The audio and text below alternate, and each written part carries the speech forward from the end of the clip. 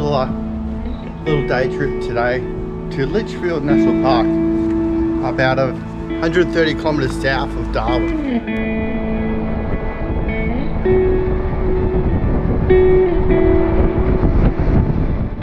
So we've just arrived. Today we're looking to do this red track here. It's a bit of a kind of like a loop track, but not kind of pop in and out. You've got lots of waterfalls, cascades, obviously, and as well as there's a couple of like historical sites and stuff.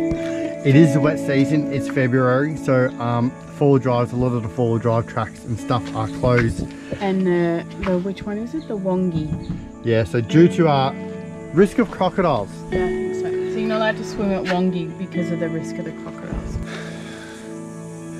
A little bit overwhelmed, a little bit excited, plenty to see and do. Let's hook in.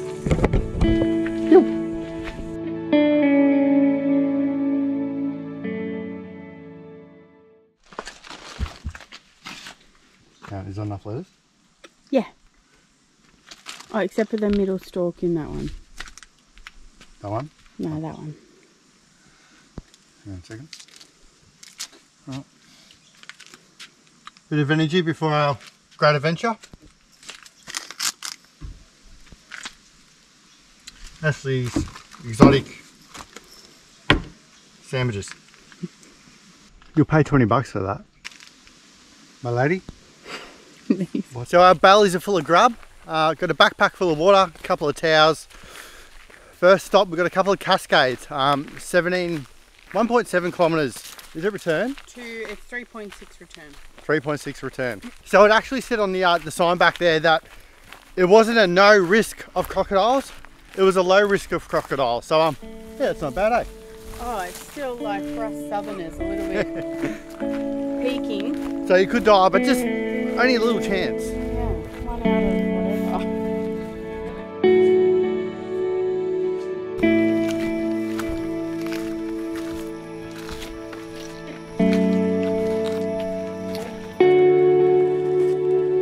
Very hot and humid. It's like 10 minutes into the walk, just sweat.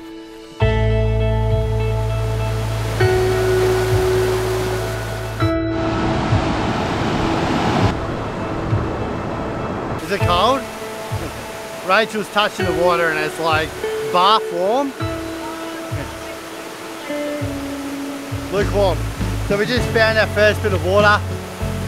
This is the top of the cascade. You can swim here, down the bottom. It says you can't swim due to the crocodile. So she's flowing pretty hard at the moment, but I reckon it's a good time for a bushman scrub.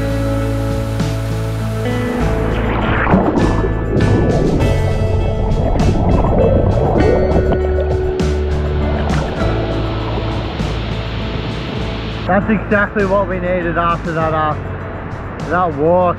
So refreshing. The temperature is perfect, so feeling really good now. So yeah, we'll pack up and we'll keep moving.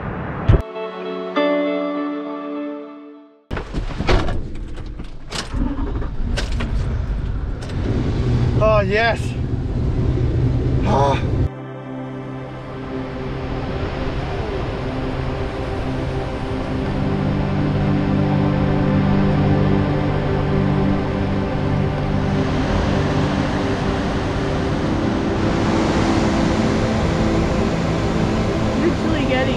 From the waterfall. Getting like a slight little shower here from the waterfall. It's absolutely raging at the moment, so you can actually swim in here in the dry season. But apparently the wet can bring down the crocodiles. So there has been, it says there's known to be sightings of saltwater frogs down here. You can see how clean and just filtered that water is. It's absolutely beautiful. Rightio guys, we've made it to another waterfall. This one would have to be one of the best waterfalls, if not the best waterfall we've ever been to. She's flowing hard. Have a crack at this.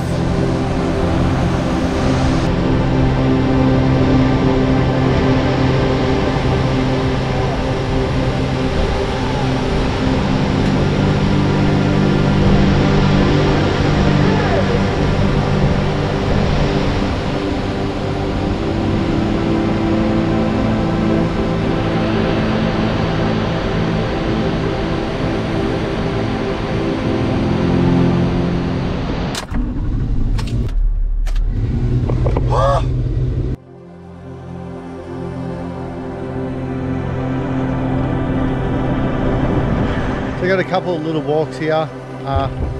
Tolma view and deck, lookout walk. One's 500 meters, one's 800 meters.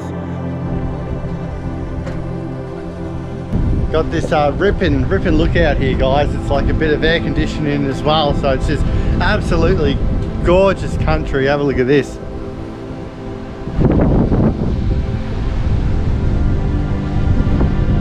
We are currently facing west at the moment too, so you can imagine that will be the sunset. We've got this awesome breeze just slapping us in the face right now, drying all the sweat. And there is actually a waterfall down here as well that you can walk to. Yeah, we'll go maybe over to the... We've got another viewing platform over there, so we'll go have a squeeze at that. But for now, we might just dry out a little bit, dry out all this sweat.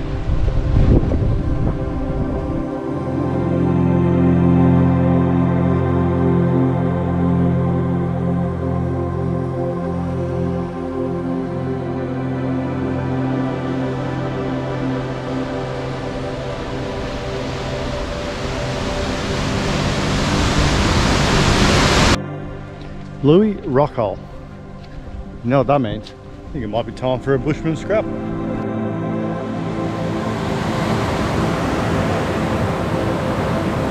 that looks like a great idea. Said no one.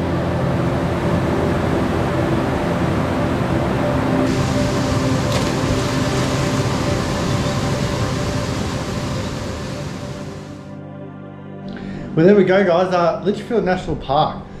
For a reasonably small national park, it actually packs a punch. It's just obviously full of waterfalls, lots of gorges, swimming holes, and we only just scratched the surface. Normally we wouldn't travel through that type of area so quickly, but it was simply just meant to be a bit of a day trip.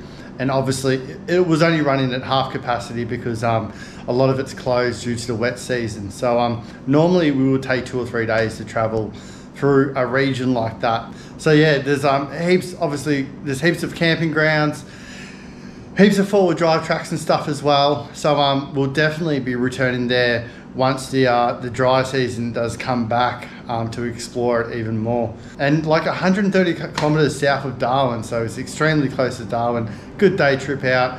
We've definitely enjoyed it. Hopefully you guys have learnt a little bit on what's out there as well and interest you to travel to that area as well.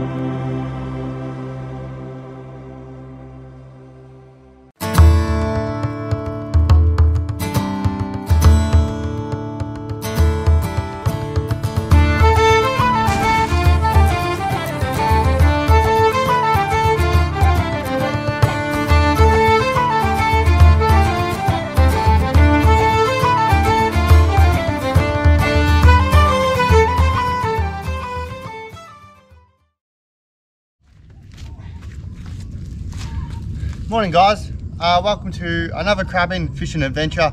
This time we're in the Northern Territory, so we've been up here for a few weeks now.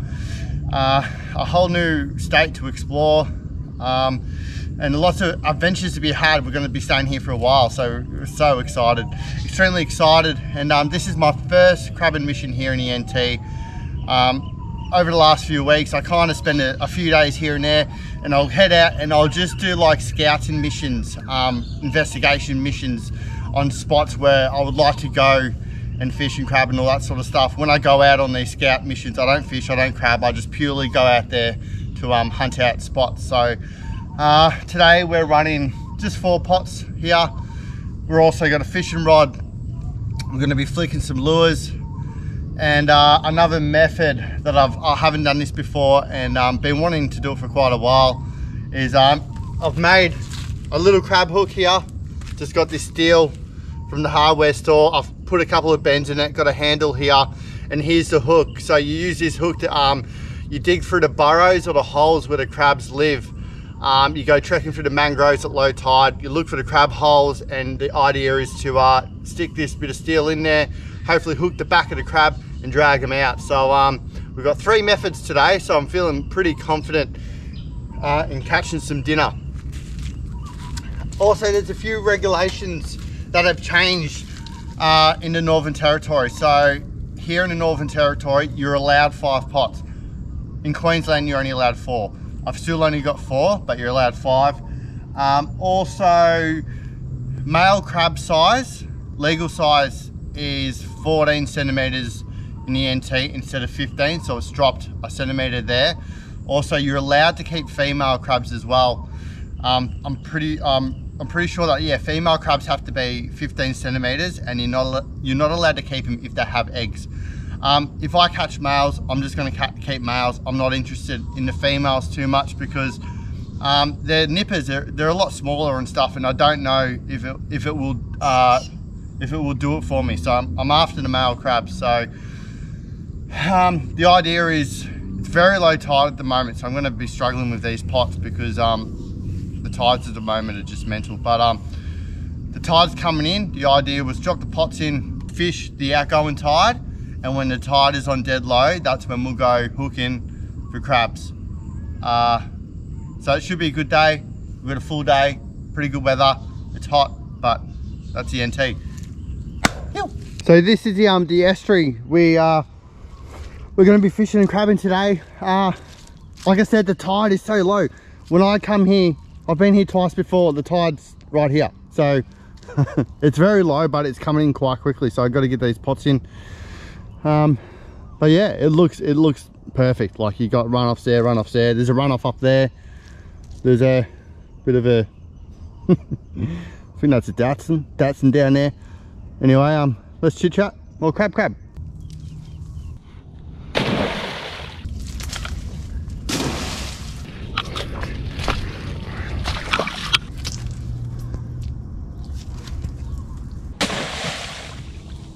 So you can see here, I'm running both mullet, and I've got a bag of chicken there. I think it is, I go a little bit heavier on the bait because I like to think that it increases my chances of catching crabs. So heavy bait for the win. I also have a bit more bait in the fridge in case if we're not successful today, I can rebait the pots and leave them in overnight.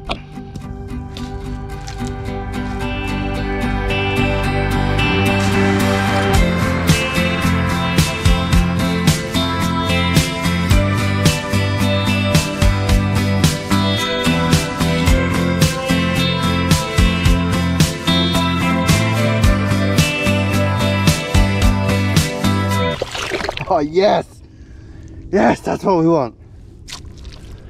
Oh, mud isn't a bad thing, it keeps the midges off.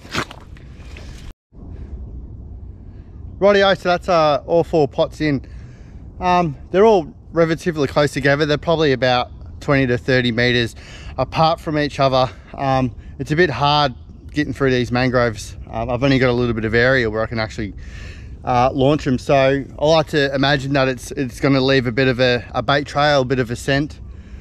So I'm feeling confident. Yeah, there's got one here, and you can see the white buoy there, and then 20 meters that way there's another one, and 20 meters down there's another one. So got a nice scent running through here.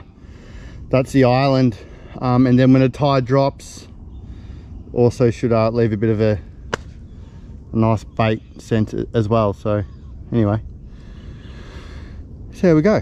All right, so now that the pots are in, you can relax a little bit now. It's not too hot, and it's meant to be overcast today, so I'm hoping that's the case, because when you're in the direct sunlight, it just cooks you to death. So it will be humid with the clouds, but at least you don't have that direct sunlight as well.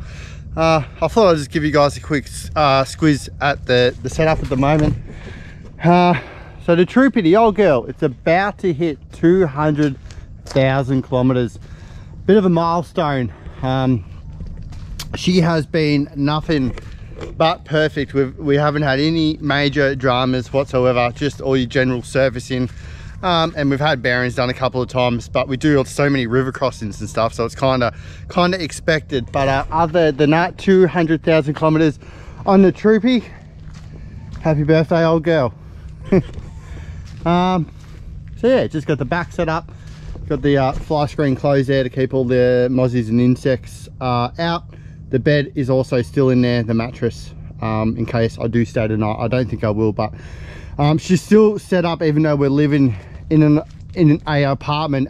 The Troopy is still set up to just jump in the car and go. The water tanks are full. Yeah, so she's still ready to be lived in. Got the old wash basin set up because I learned the hard way. I was baiting up a couple of pots into Whitsundays to go crabbing. 2 hours later, I pretty much have barley belly. So I think being hygienic and having a bit of a wash station definitely helps. Also, there's my backpack. That's a backpack I just take everywhere with me in the mangroves. It's got my fishing tackle box in it. This is my dirty smelly knife. I've had this for quite a few years. Bought that back in Victoria. I think it was in Mansfield. Also, I got this little knife sharpener. Good size, fits in your pocket, goes in the bag. Sharpens all my knives. It's got the crab-o-meter in there. A bottle of water. Might have some spare batteries or something in there for the GoPro. My beloved machete. I bought that in Cape York. Getting a bit rusty. Oh no, it's just muddy, I think. But that's just good to cut through the mangroves. Sometimes I like to take it as a bit of a protection, just in case. You never know. The crab hook here, I think it's like 5-6 mil steel. Just bought that from the hardware store. Nice and flimsy, you can bend it. Nice and long as well, because the crab holes get quite long. So that's the new weapon, and that's it. Bit of Rachel's makeup. You never know when you want to. Also, yeah, I don't mind hooking into it. You never know when you want to feel beautiful in the mangroves. Bit of makeup. Also, the fridge is set to 0 degrees. So when I do catch crabs and fish, because we will, we can chuck them straight in the fridge and put them to sleep nice and humanely. So also went down to like Big W and just bought a couple of cheap long sleeve t-shirts. I just find that obviously when you wear singlets, you get burnt from the sun, you get bitten by midges. So good sun protection, protects you from the midges and the mozzies, but also it's a great sweat rag. So you've always got sleeves, you can wipe your GoPro lens or you can wipe your forehead from sweat. So I'll be wearing these from now on, I think. That's the setup. Let's go chuck a lure on and we'll go for a bit of a fish.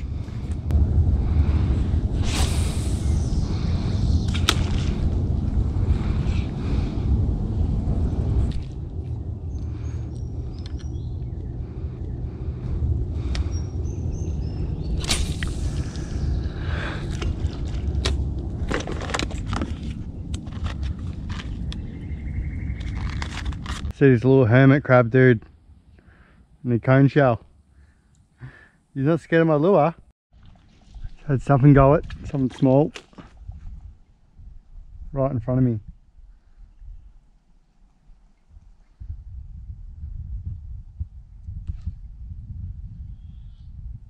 Whoop. Yeah.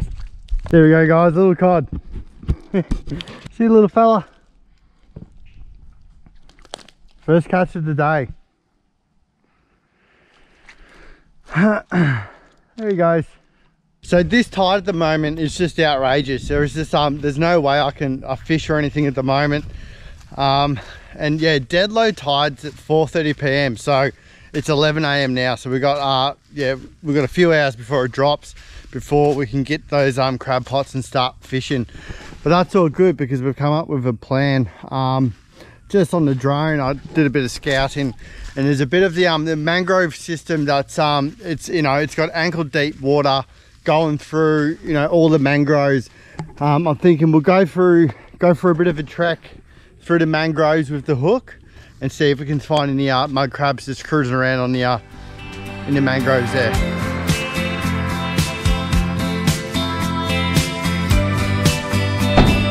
Rightio guys, this is the end of the line. Not for us, but for the Troopy. It is a wet season and we've just got massive bodies of water throughout this track, so there's no way I'm going to drive through there. So what the plan is now, we'll grab the crab hook, we'll grab the bag, and we'll go for a bit of a walk.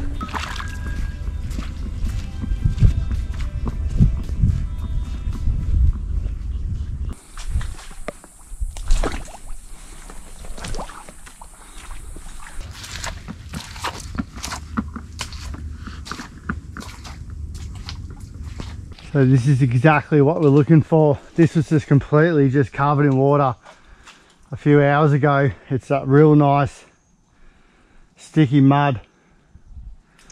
Just don't want to get you can get bogged pretty easy, so gotta be careful. Alright guys, so here's like a perfect example of what a crab hole looks like. We've got a bit of fresh, I think it might be old, but normally there'll be like a pile of dirt there from when the crab burrowed himself in there. So I think this one's old, but it definitely is a crab hole. We'll have a prod around, we'll have a look anyway.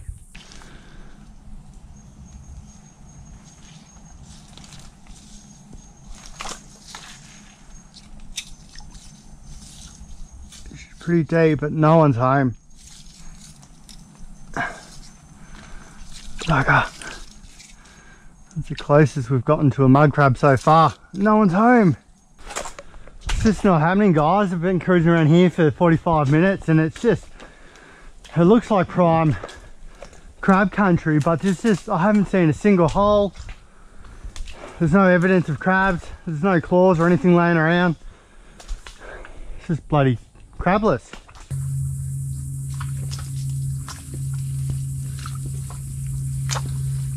Rightio, so that tide is running out and it's running out quite fast. So we're gonna get back to the car, drive back to the other spot we're at, and then yeah, we'll pull the pots. Have a look at this thing, guys. Literally nearly drove straight into it. That is so strange. It looks like a... You tell me what that is. Is that a green ant's nest? That is disgusting. Ooh. No.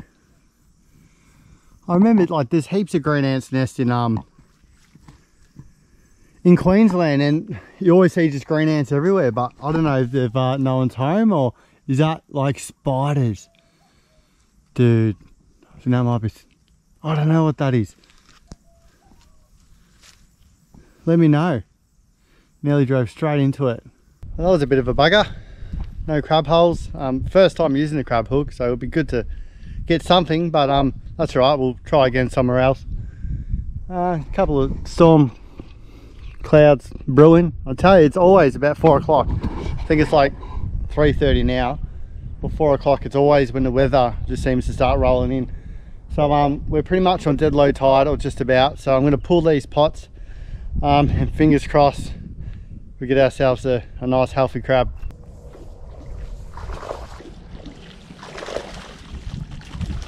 We've got a fish. Oh, and it just fell out. Bugger. Nothing in pot number 1. The bait hasn't even been touched. It's so strange. Like the bait has not even been nibbled at. That is unheard of. Come on, baby. Nothing. What is going on here? Nothing has even had a, like, bloody, have a look at that. Nothing's had a nibble of it.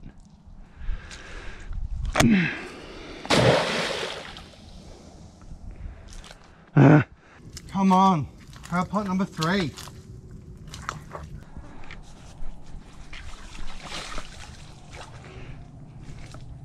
Nothing at all. Unheard of. Look at that bait. It's just like when I first put it in this morning. It's perfect. Alrighty, last pot. Please. I don't like our odds.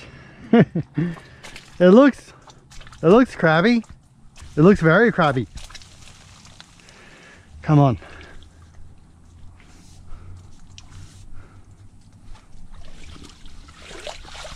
Absolutely nothing. Every bait is perfect. It's as it was this morning.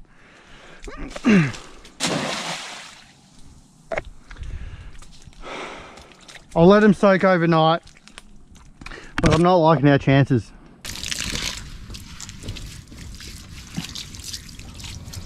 Alrighty guys, so Yeah, we might call that a day. I think we've been here for about 13 hours now, so feeling a bit battered and bruised and slightly defeated, but it's all part of the game, I suppose. We've done everything we can and it's all good. It just means that we have to go back to the drawing board and scout out a few other systems, creeks and things like that, and we'll just have to try those ones out. I'm still going to let these pots soak, so I've got the 4 pots in at the moment. That tide is coming up now, so it's going to give it another cycle, and a good soaking overnight. I don't really like our chances, but why not? We'll give it another crack in the morning. But anyway, all good. I mean, when I first got here, I mean, have a look at it. Like, it looks perfect. It's got runoffs. There's it's got a runoff over there. It's got a runoff over there. It's got a runoff there. It's got a runoff there. It's just, to me, it just looked perfect. You got a nice ledge here where you can just launch your pots straight in the middle, but just no cigar, no crab holes, no fish. We caught like two little rock cod, 2 little cods. Oh wow, we love it. We'll see you guys in the morning.